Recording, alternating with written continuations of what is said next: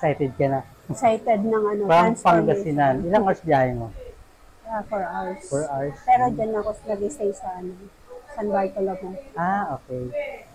So yun nga, kasi 3 months pa rin last na highlights mo. So hindi pa rin siya pwede dapat ibalayad. So yun nga lang, yung pagka-bleach sa'yo, ano siya, kumbaga, mas mababang level yung bleaching mo.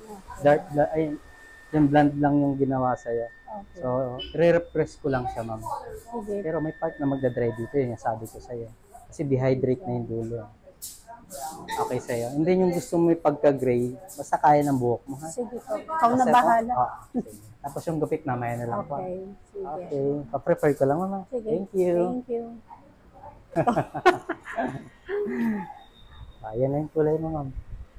Wala na yung blondie. Oo nga eh. Laki ng ano. Sulit yung gayong from Pangasinan. Pangasinan. Ayan.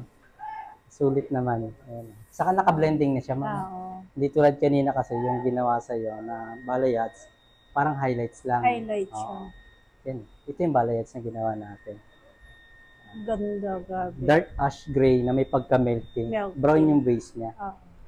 Kamusta experience mo dito, ma'am? Super. Happy. Na magic ba yung buhok mo? Magic na 10 years magic. young. Dito na ako lagi. 2 to 3 months, ma'am, tone down lang gagawin natin dito, ha? Okay. Yung interval ng balayad, 6 months. Next year na tayo magbalayad. Sige, sige. Thank you po. Thank you so much. Super happy. Thank you.